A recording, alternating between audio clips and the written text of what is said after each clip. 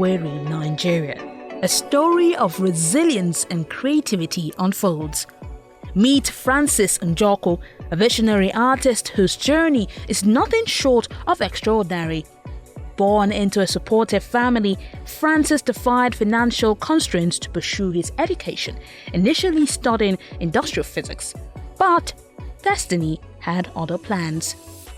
In a twist of fate, a devastating fire engulfed Francis' world, reducing everything to ashes.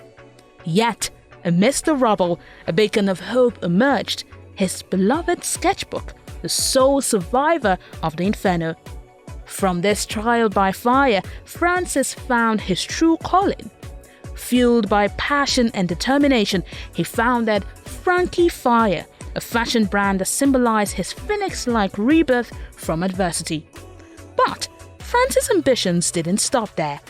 He recognized the transformative power of art and established the Ukraft Studio initiative to foster creativity and expression in his community.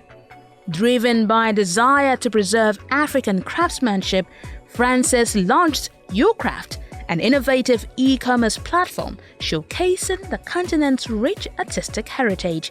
His commitment to promoting local talent and empowering artisans has earned him widespread acclaim and recognition. His story serves as a testament to the indomitable human spirit and the transformative power of art. In the words of an Asian proverb, "Out of a fire, a phoenix is born." Francis Njoko is living proof of this timeless wisdom.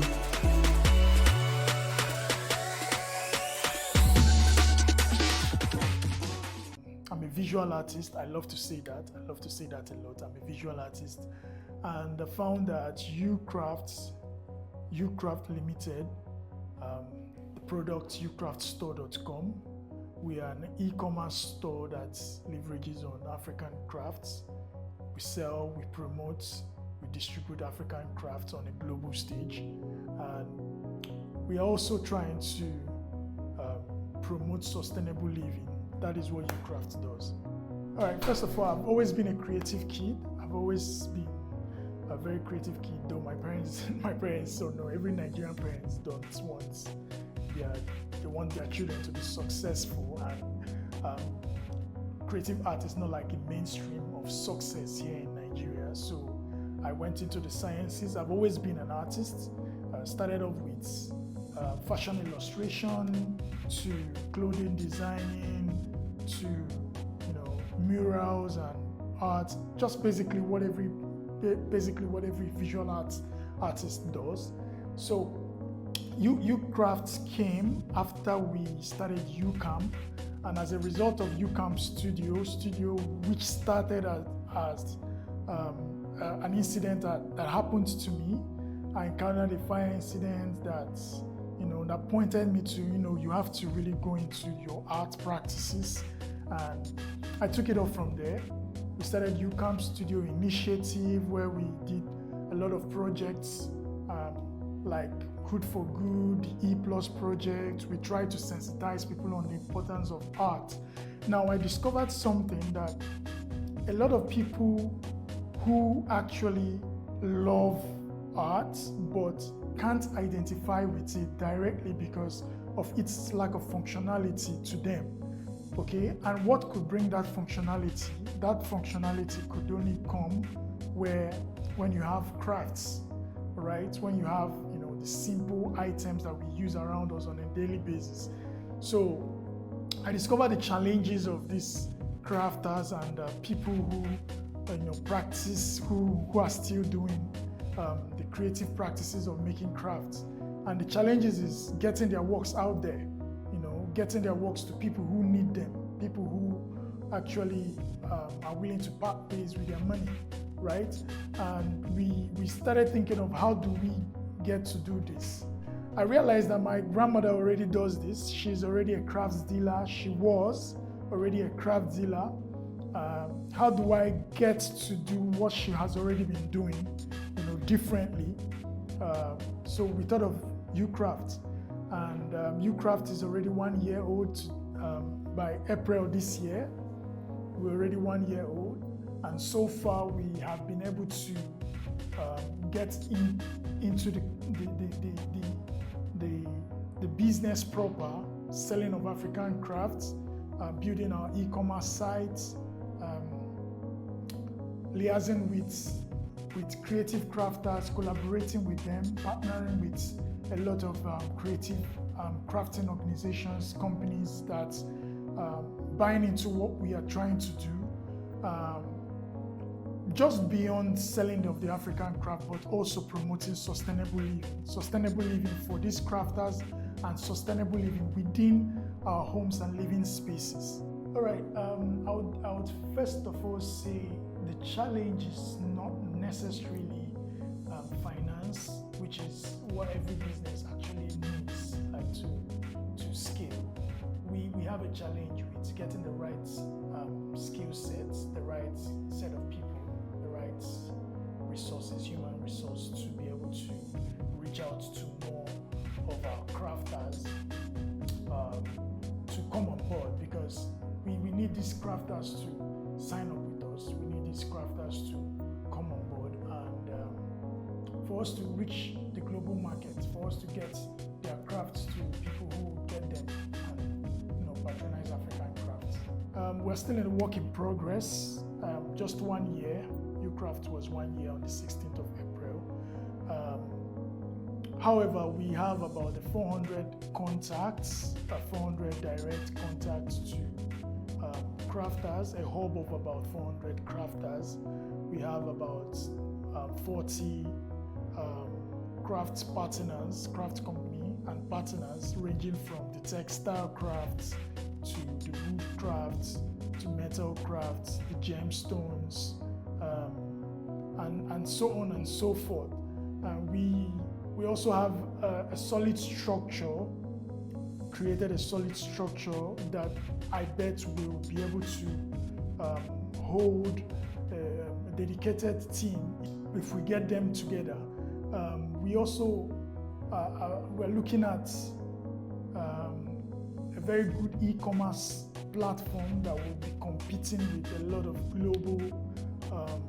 global crafts stores like the Etsy, eBay, and even Amazon.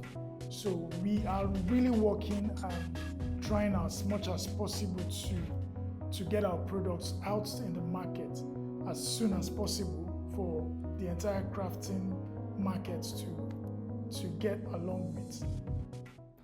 Hi everybody, welcome back to the show. My name is Victor, I'm an accountant, and we have Francis here in the studio. Good to meet you, man. Good to meet you, Victor. All right, so I would like to know about your business. I understand you're into the craft business. So how's it been? Just give me an overview, like what's up? Well, so far so good. It's been a journey, it's been a ride, and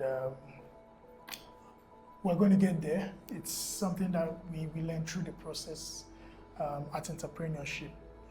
While you're going through the process, you're learning while you're growing and at the same time. So, but it's been a ride so far. Okay, that's good to hear. So let's talk about money. I'm always concerned about money, how you manage your money, how you manage your cash flow, how you manage your working capital. So let's talk a bit about money. What are the challenges? How has it been so far? Well, every business has a challenge, capital challenges first of all, but I would say Ukraft generally, while we're trying to build our product, which is the e-commerce store, the site where people can actually get, at the comfort of your home, can get across to and shop African crafts. We are currently trying to sell crafts the much we can. Through our partners, we buy drop shipping, we advertise drop shipping using social media and the rest of them. So finance has a little bit been challenging. A bit of a challenge. Bit of a challenge because sometimes you run into some overhead costs and unplanned bills, because we've not really gotten to structure our financial aspects so properly. But so far, I think I've been able to learn and go through the process myself. Of course, I understand. All right, so we're talking about working capital management and cash flow. So let me give you a brief definition of what that means. So working capital management simply means it's a business process that helps companies to effectively utilize their current assets and also optimize their cash flow. So like I said, it is oriented and centered around effectively managing and being able to pay your short-term obligations and expenses as a business. And how are you able to do these things? It's basically from money that you have as a company. Okay, so Frank, how has sales been, your revenue? How's it been like? Anyway, I would say revenue hasn't been low capital, but revenue hasn't been really strong. As you would like? I would say we make sales when we make sales, and majorly we are trying to build a product, like I mentioned. We're trying to build the product, which is like the primary thing, get it out there. But majorly, from a total revenue of about $1 million plus, you have to pay bills, you lost track of people you're owing, people are owing you, you need to run around, and before you get to know it, you're left with nothing, right? So that's majorly a bottom line of how sales has been generally for us. All right, so I understand where you're coming from. I mean, it's still a new business. So an advice I can give you is, so I understand it's still a new business. You probably don't have the means and the money to hire a proper accountant yet. So what you can do as a person is, you have to start keeping track of all your expenses, your receipts, your invoice, even if you can't make sense of what to do with these things, yeah? Just keep it somewhere. I'm saying this because if your business continues to grow and you get to that point of on your vision board where you're like, oh, this is where we want to be in 3-5 years, and you're actually getting there and you're getting known, there's going to come a time when the tax authorities are going to come, yeah, and they are going to tax audit your business to see if you've been compliant with your taxes, and you need to be able to justify certain expenses. You need to be able to say, oh, this that came in is this that came in is that, okay? And then, do your business also open? Do you also have people that are owing your business? Like, you have some money outside that are yet to come into the business. You've made sales, but these people are yet to pay you. Do you have this kind of challenges? We haven't really encountered recently because the nature of the business, we are like the middle people. Okay. What we do is we basically gain from the commissions that come in, profits that come in between the demand from the markets, from the suppliers. We meet to the demand and we get what is left in between. So basically, we don't own any crafts. Crafts. Generally, what we own is the product, the e-commerce store, which is our major product. So so far we don't have anybody we are owing in quotes per se, but you have people owing you. We have people owing the business. People owing the business. I don't think no, you don't have. Okay. I asked this because this is very important because because of the nature of your business, it will be hard for people to actually hold you. So the idea is someone comes, sells through your store, and then you get your commission for it. So it's very much hard for people to hold you. I brought that up because there are measures in place you can use to deter or discourage people from owning the business. But since this is not a challenge for you, we can just move away from that.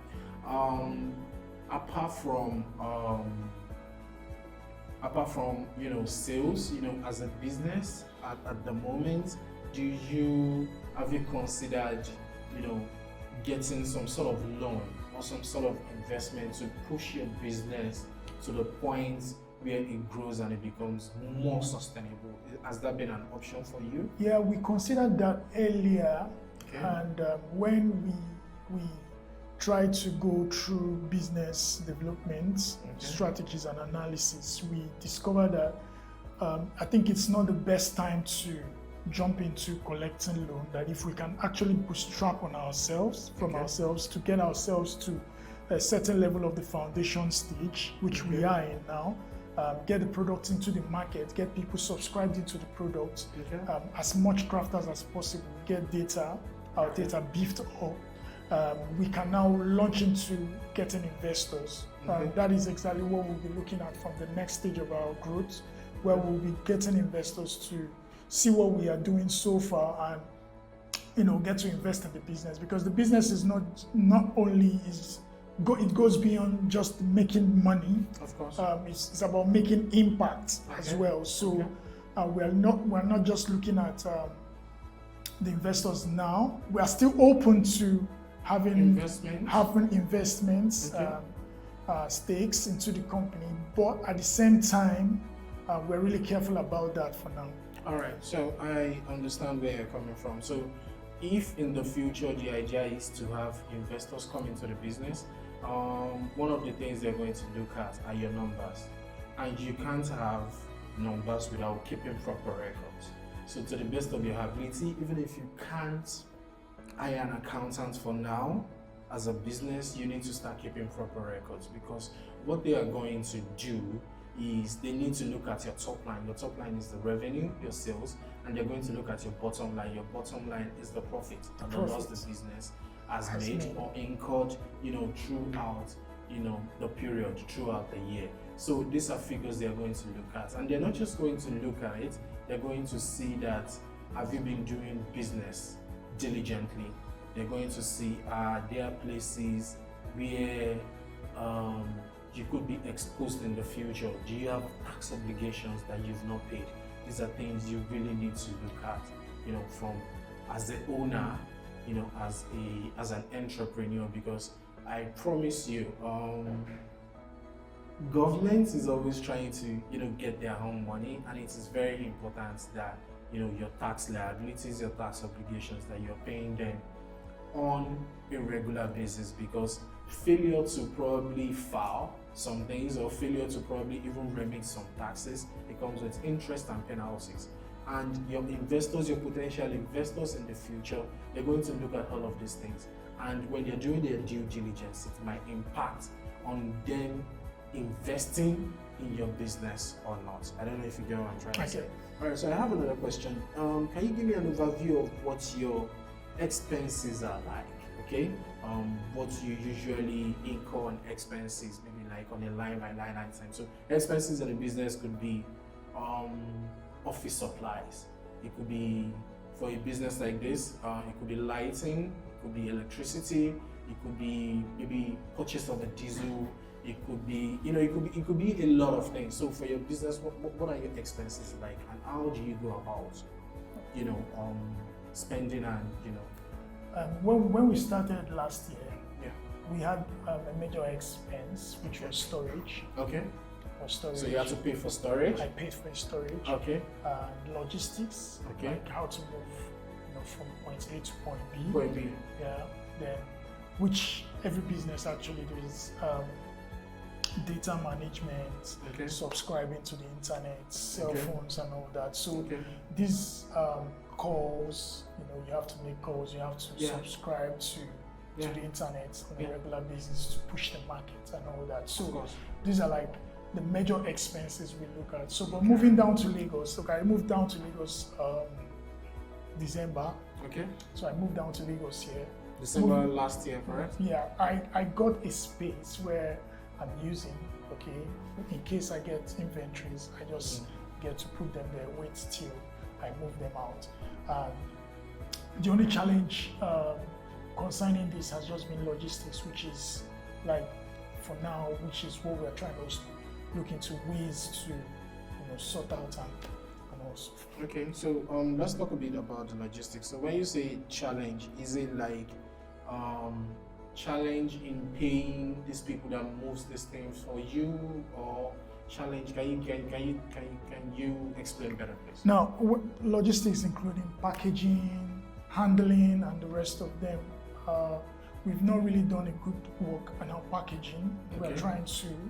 Those are like part of the things we are going to look into at this stage before we get it proper into the market. Packaging, really, to safeguard the products that are given.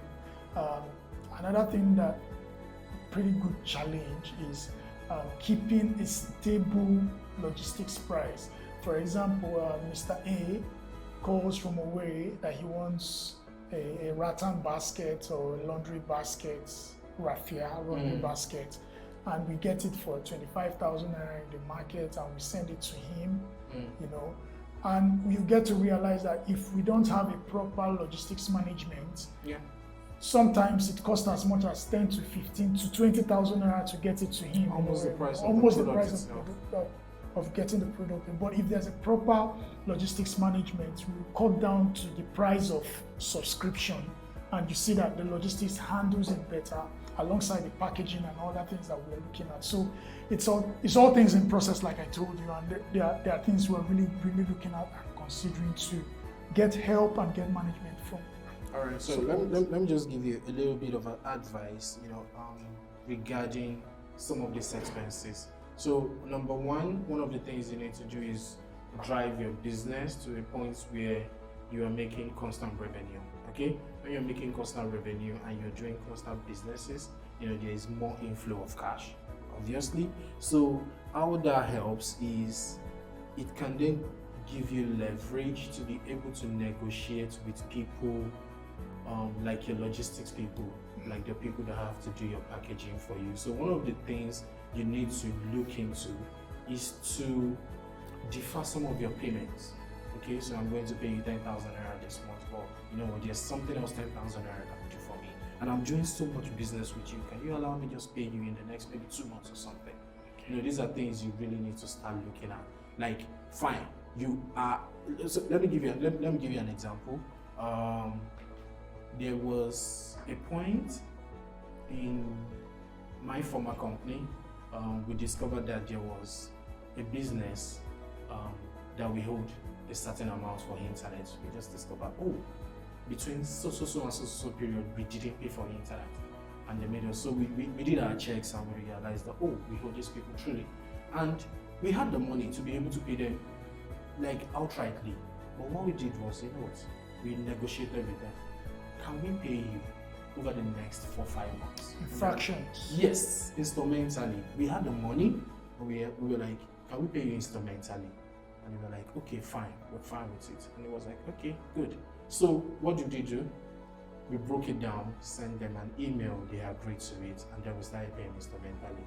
Like I said, we could have paid outrightly, but then again, the money, we started using it for something else.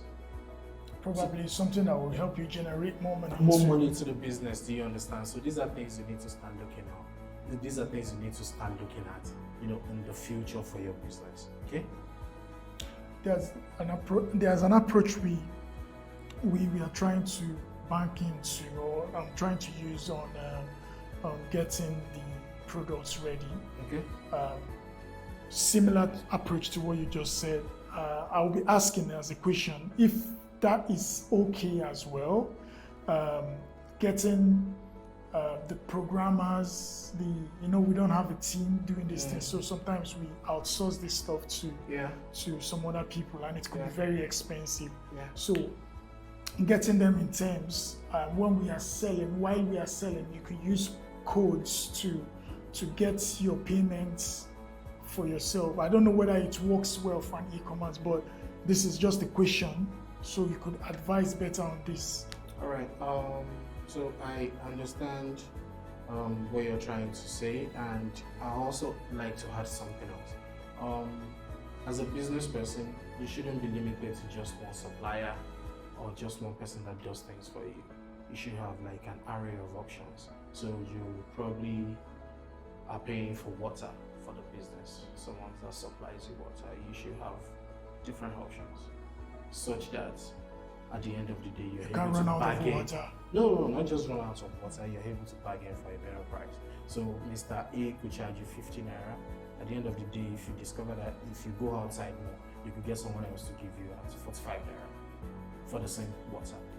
So these are things you need to start looking at too, so as you can save as much money as possible, and then you can use this money saved to do other things. Francis, I'm so glad we had this conversation, and I'll be looking forward to how these recommendations will help your business in the future. Nice to meet you once again. You too. Thank you very much. You're welcome.